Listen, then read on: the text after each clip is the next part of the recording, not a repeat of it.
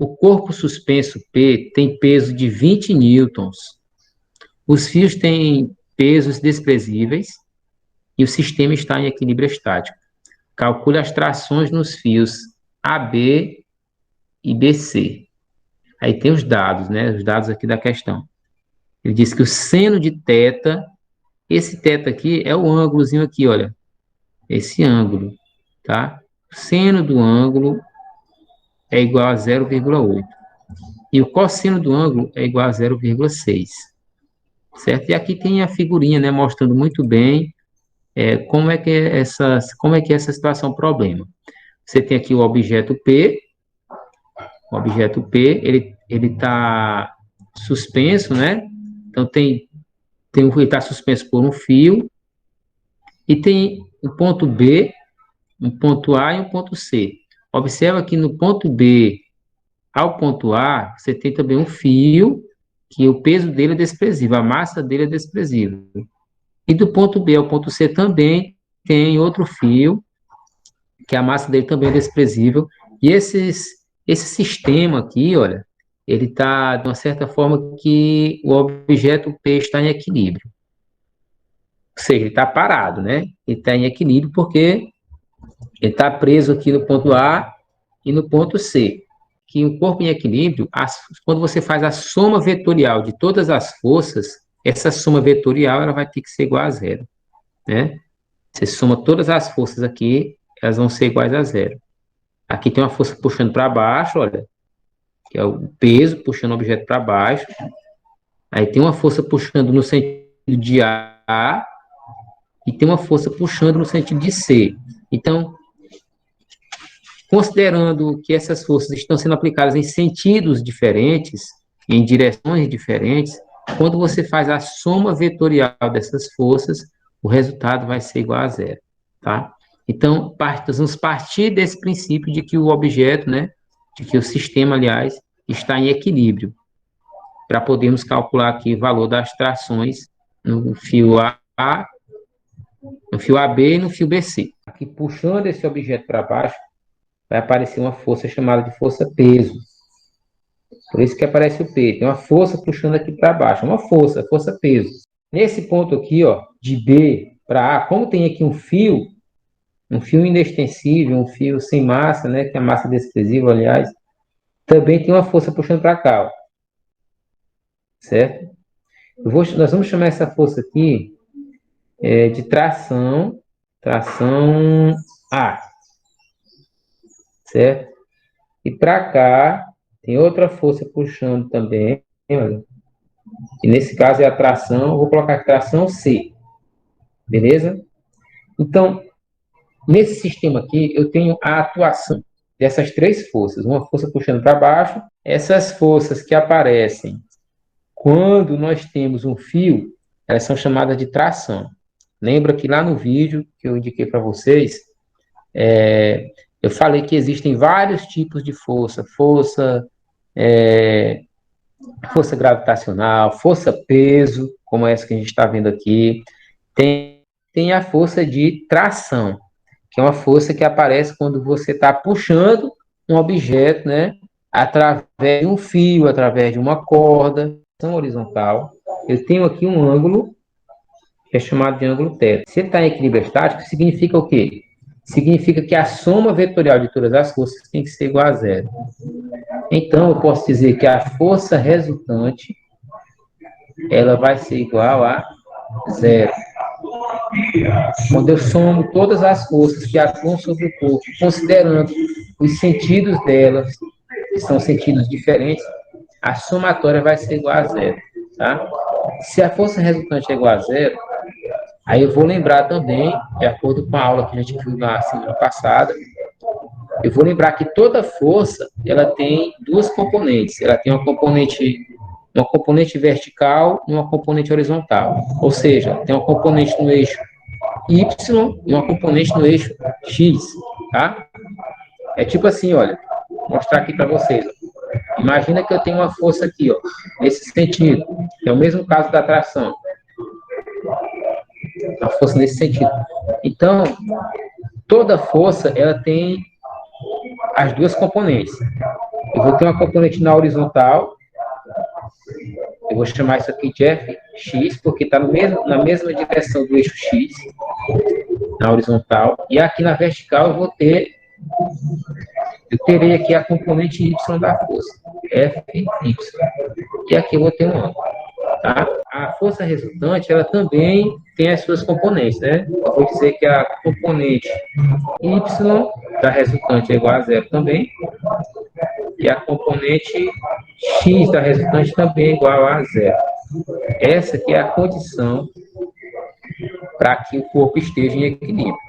A gente vai calcular aqui as componentes da tração A, e depois a gente vai calcular as componentes da tração C e também da força peso. Eu vou pegar aqui essa força de A e vou fazer as componentes dela.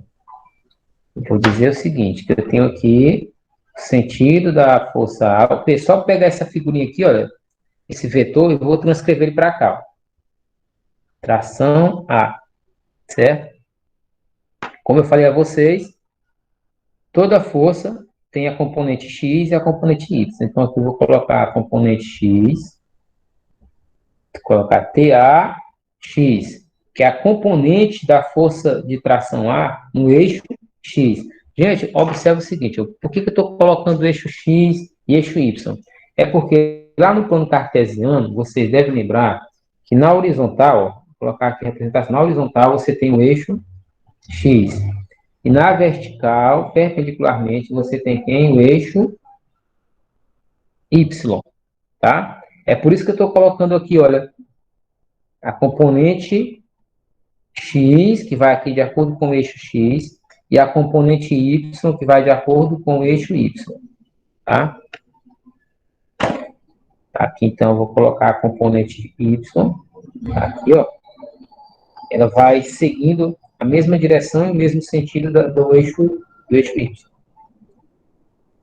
TAY. E aqui, bem aqui entre o TAX e o TA, eu vou observar que tem um ângulo. Quanto é que vale esse ângulo? Gente, quando você faz aqui a análise dessa figura, você vai perceber também o seguinte, olha. Se a gente prolongar esse eixo aqui, ó, prolongar aqui, e prolongar aqui, ó, a mesma coisa pode acontecer aqui também, ó, para você fazer uma análise dos ângulos, ó. Observe que essa reta aqui, ela é paralela a essa, e aqui eu tenho, olha, uma reta cortando essas duas retas que estão paralelas. Esse ângulo θ é igual a esse, então aqui eu tenho um ângulo θ, e aí esse ângulo aqui, ó, também é ângulo θ, e esse também é ângulo θ. Então esse ângulo aqui, ó, que é esse mesmo, ele vai ser também chamado de ângulo θ. Certo? Nós vamos fazer a decomposição dessa força de tração em função das suas componentes, né? A componente no eixo x e a componente no eixo y. Primeiro, vamos fazer assim, ó. Eu sei que se eu colocar aqui, ó, o seno desse ângulo, o seno de θ, o seno é uma relação trigonométrica, viu, gente? Não esqueça. O seno do ângulo é igual ao cateto oposto. Quem é o cateto oposto? É o cateto, é o lado que está oposto a esse ângulo. Vai ser essa medida aqui, ó. Aqui para cá, ó. É o oposto do ângulo. Certo? E eu observo que essa medida aqui, ela é exatamente igual a essa. Então, o cateto oposto, na verdade, é quem? TAY. Dividido pela hipotenusa. Quem é a hipotenusa? É o TA. TA. Então, eu tenho essa relação aqui, que ela é muito importante para mim. Eu vou deixar ela guardadinha aqui para mim, que depois eu posso usar essa relação aqui, essa relação importante, né? O seno do ângulo é igual ao cateto oposto dividido pela hipotenusa. E aí eu posso calcular também o cosseno do ângulo. O cosseno do ângulo é igual ao cateto adjacente, observa que agora vai ser esse aqui, ó, que está do lado do ângulo, que é o TAX, dividido pela hipotenusa, que é o TA. Então, eu tenho mais uma relação aqui que eu posso usar futuramente. Nós vamos analisar agora o eixo X e o eixo Y. Eixo Y. No eixo Y, o que nós vamos ter aqui? Ó? Nós precisamos calcular, tanto no eixo Y como no eixo X, o valor da força resultante em cada um desses eixos aí. Ó. Aqui no eixo Y, eu tenho que calcular a força resultante. Como que eu vou calcular essa força resultante? Eu vou observar ó, que no eixo Y, agora, eu consigo visualizar duas forças atuando aqui no eixo Y. Quais são essas forças? Alguém sabe? Quais são as forças que estão atuando no eixo Y? A força resultante é igual a zero, certo? Porém, eu vou observar que no eixo Y, nós estamos analisando o eixo Y, tá? Eixo Y. No eixo Y, eu vou observar o seguinte, tá aqui no eixo Y. Eu tenho uma força, essa mesma força que está aqui, olha, força peso, eu coloquei a indicação dela aqui abaixo do objeto, ela aparece bem aqui também, ó. É a mesma força aqui, ó. Tá? Então, aqui para baixo, eu tenho quem? A força peso, que é essa mesma. Aqui para cima, eu tenho a tração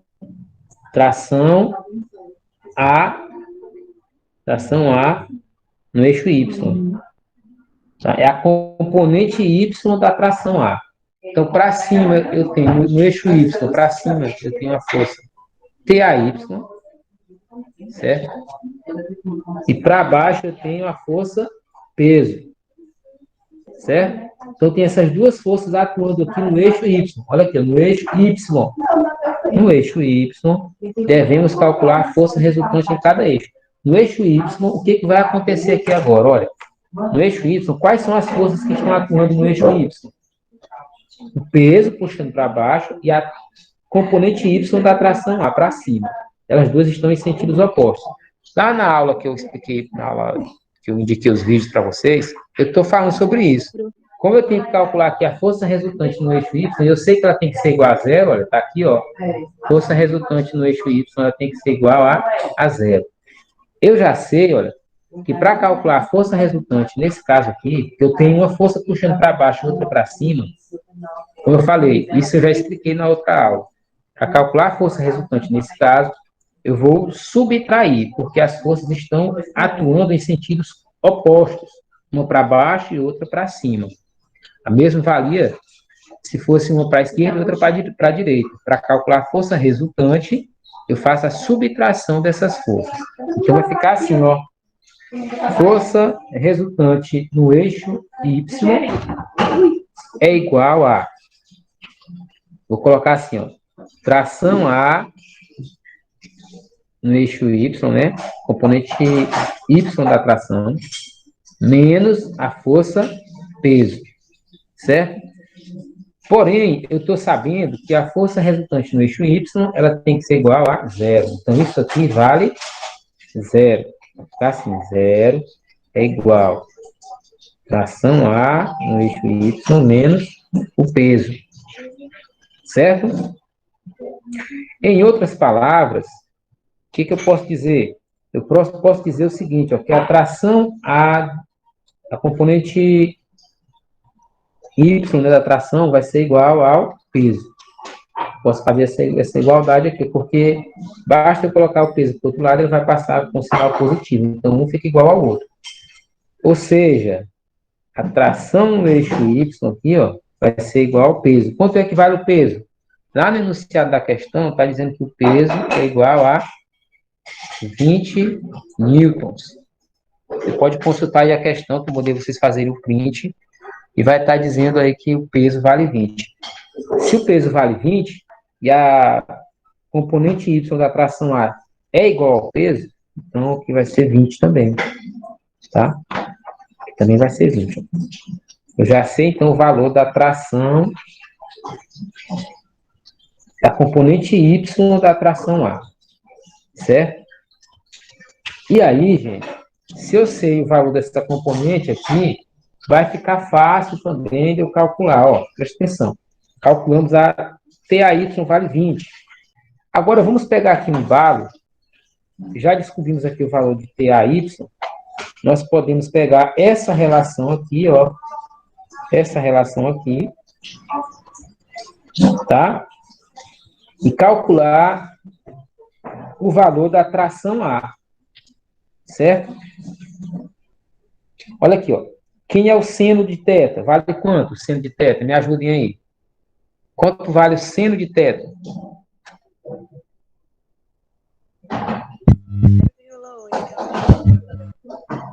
Quanto é que vale? Olha no enunciado da questão aí, gente, que tá a resposta está lá no enunciado da questão. O seno de θ, o seno do ângulo, vale quanto? 0,8. Assim como aí, o cosseno de θ, é igual a 0,6. Esses valores estão lá no enunciado da questão. Então, tá aqui, ó. Seno de θ vale quanto? 0,8. É igual. Eu peguei isso aqui, ó. TAY vale quanto? Tá aqui a resposta. TAY vale 20. TAY é 20.